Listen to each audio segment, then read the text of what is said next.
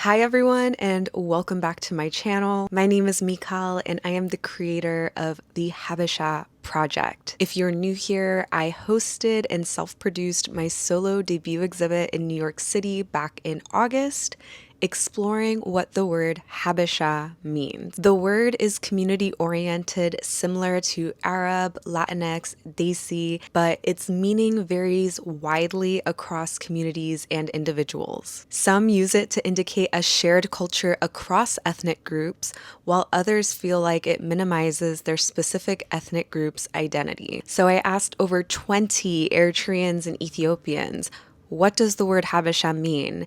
And who is Habesha? For 7 weeks, I am breaking down all 14 of the audio interviews posted here on YouTube to help guide you through the virtual exhibit. I'm coming back from a week break and very excited to dive in. These conversations are rich, layered, and they encapsulate how one word can hold so much tension, history, and love. If you want to check out the full interviews or explore the virtual exhibit, head over to habeshaproject.com, also linked in the description. And if you're interested in reading the accompanying Substacks that go along with these videos, I'll also leave my Substack link below. All right, let's get into it. Our 9th participant was born and raised in LA County. She grew up identifying as Habesha because she has always been told that she was Habesha. She clarifies that it was actually her father of Eritrean and Ethiopian heritage who encouraged her to use this word. Her dad comes from a family that is half Muslim, half Christian, whereas her mom's family is fully Harari. And this is significant because Harar is one of the most holy sites in Islam, and yet her Harari side of the family said they do not identify with the word Habesha because they are Muslim. Throughout the different interviews in this project, we'll continue seeing how there's a complicated relationship between Eritrean and Ethiopian Muslims and the Habesha identity. This is just one of many examples. Participant 9 explains that the word Habesha has historical roots, even appearing in the Quran. One of Muhammad's closest companions, Bilal, is described as Habesha from Eastern Africa, not necessarily specific to the land that is now known as Eritrea and Ethiopia, but this word can also mean the lands of Sudan and Somalia, the lands of East Africa that are in proximity to the Middle East. She cites how, despite the word Habesha appearing in the Quran, in the United States, Muslims will ask her when she converted to Islam, unable to believe that someone can be born both Black and Muslim. While she primarily grew up in the Los Angeles area, she also spent 2 years of her childhood in Ethiopia. And in Ethiopia, colorism heavily influenced her experience. She was often treated more harshly than her light-skinned sister, and Ethiopian kids would say to her, "Why are you so dark? This is not what we expected people from America to look like." Media shapes how communities see each other, and she bore the brunt of that. She explains that she wouldn't want to live in Ethiopia again for a number of reasons, one of them being the quality of life in the country. At the time of this interview, this participant had family living in Tigrayan who she had not heard of due to the ongoing conflict. She says it's hard to have pride when people are suffering. In this way, the word Habesha allowed her to remain connected to the people, even if she felt the government was failing them. Coming back to the United States, she discusses how she used to have difficulty claiming her Blackness, and even at some point would say, "I'm not Black, I'm Ethiopian," or "I'm not Black, I'm Habesha." She said that she didn't like the associations of the Black identity, and more than that, the Black community also wasn't claiming her. A turning point in her Black identity came in college when she was actually dating a Bangladeshi guy. He would tell her how much he loved Ethiopian culture, and yet when it came time to meet his family, he told her to pretend that she was Sri Lankan. Other situations in this relationship include his sister, who actually introduced the couple, telling him that he cannot date a Black girl, and his decision to invite her friends to a club, knowing that they would not be able to get in due to being Black. All of these experiences in this relationship were pivotal for this participant to embrace her Blackness. Discussing her interactions with men, she talks about how West African men love East African women, whereas in her experience, Black American men often preferred non-Black women. However, she notes that West African men often describe East African women as soft, which has this implication that West African women are rough. And this was hard to navigate because this was at a time where the Habesha phenotype was seen as a standard in pretty girl privilege. And in this way, she talks about the ugliness of pretty girl privilege. We can't deny our privilege, but we can discuss how it is rooted in colorism and anti-Blackness. She goes on to discuss how American culture is Black created and how this generation of Eritreans and Ethiopians is really the generation bridging the lack of understanding from our parents, the ones who immigrated here, while leaning into the understanding of what it means to be a Black American and have this experience. I absolutely loved when she said, "It's not me or them. It's us, and we have different stories to tell." That really encapsulates the ethos of this work. It's both, always, at the same time, and allowing these stories to be told. Race is woven into every fabric of this society, which is why it's so hard to extract yourself from it. While we may not identify as Black first, while an immigrant may identify as Habesha or Ethiopian or Eritrean first, this country identifies you as Black first. She talks about how her family others Black people, and yet if she gets stopped by the police, they're not going to say, "Oh, you're Ethiopian, you're different." They're going to see a Black person. And beyond that, we are able to be here and experience the benefits of the society because of the fights and the civil liberties that Black Americans fought for. And yet, even when holding her Blackness close, she recognizes the significance of the word Habesha. When she thinks of the word Habesha, she thinks of both Eritreans and Ethiopians.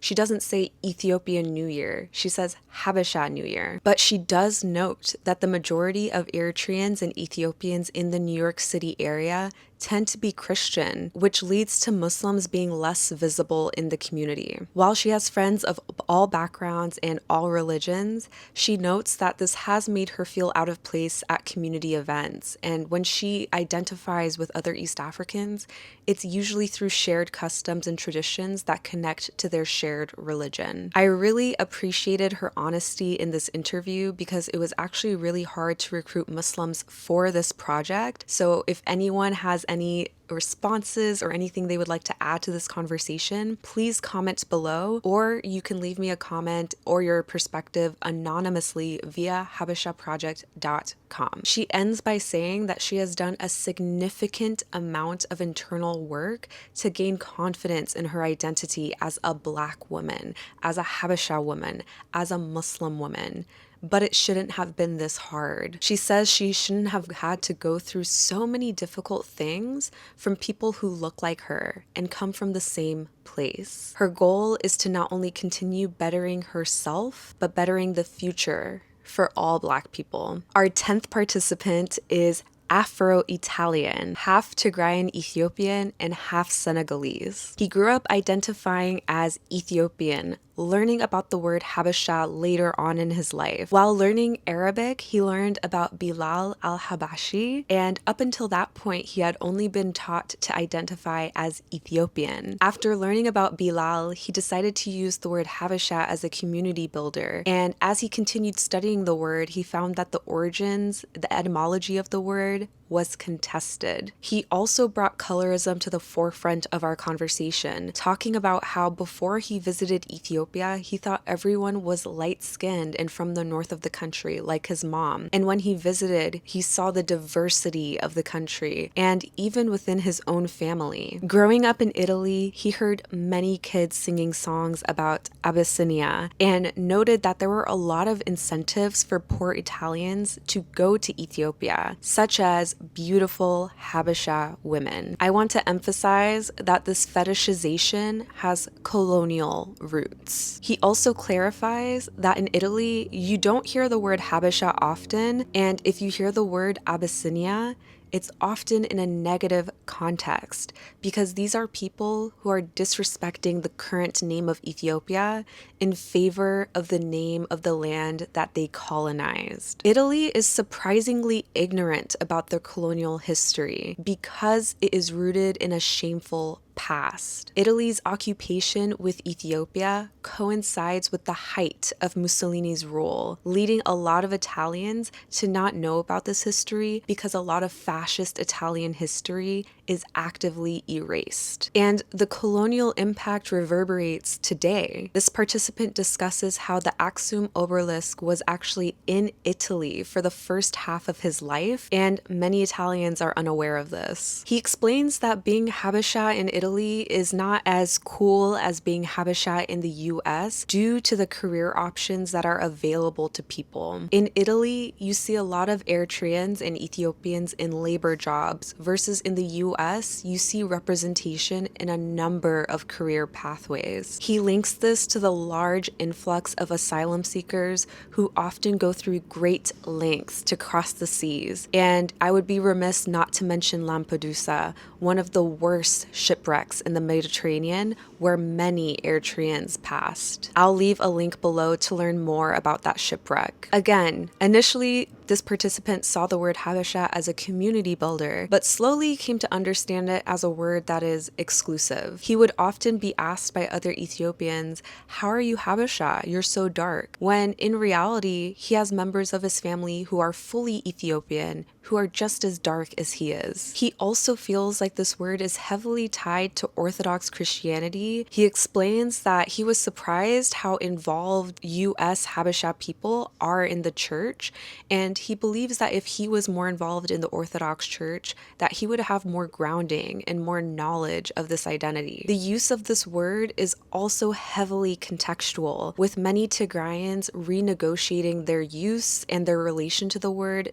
due to the war. He also hated learning about what the north of Ethiopia did to the rest of the country, such as the Somali population and the southern tribes. He said he ultimately identifies as a Pan-Africanist. He also cites how he knows many Eritreans who don't identify with this word due to the imperial view many Ethiopians have towards Eritrea. He explains while he will always respect Eritrean independence, he's really sad at how things have developed and how people see more differences between our people, as there are way more similarities. Specifically between Tigray and Eritrea, he discusses how his mom is from Aksum, which is so close to the Eritrean border, and how Mauritania and Senegal have a similar ethnic group, shared language, shared culture split, but there isn't this large tension or hatred towards one another. Drawing from his father's side, he talks about how a lot of West Africans' exposure to East Africa is primarily to Djibouti, a French colonized country. This really illustrates how colonialism directly impacts how countries relate to and identify with one another. He goes on to talk about how Ethiopia is seen as never colonized, and yet many Ethiopians and Eritreans do not discuss their identity as Africans. His family will often tell him he's half Habesha and half African, which is something that he really struggles with. He says he puts his African identity above all else because at the end of the day, Italy and the United States do not see Senegal or Ethiopia. They see him as a Black person. For him, being Tigrayan, Habesha, Ethiopian in Italy was not a coincidence. It was a result of systemic oppression. Now he can say that he went to top universities in the United Kingdom and worked in New York. The growth in the span of a generation is extraordinary, and he emphasizes that we cannot take our education for granted. Toward the end of this interview, he talks about how he feels more connected to Ethiopia than his brother because he's been 3 times and his brother has not been at all. His first time going was in 2015, but his mom's visit in 2013 was crucial because she was able to give his name to his family members who are literate, and because of that,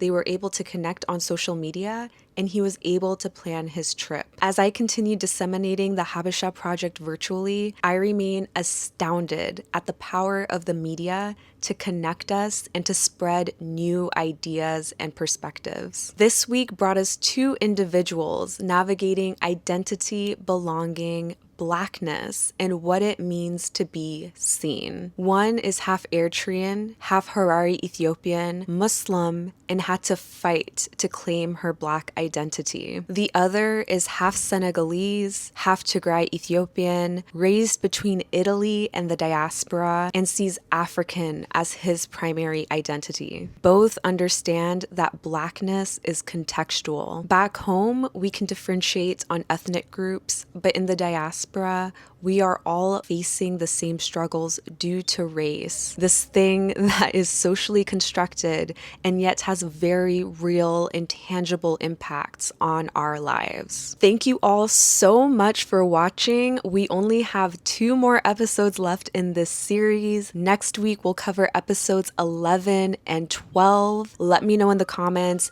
what is your response to these perspectives? These are also our first 2 Muslim participants, so I would love to hear any responses from any Muslim viewers. Do you feel like you resonated with these perspectives, or is there a new perspective you have to offer? Let me know in the comments below, and I'll see y'all next week.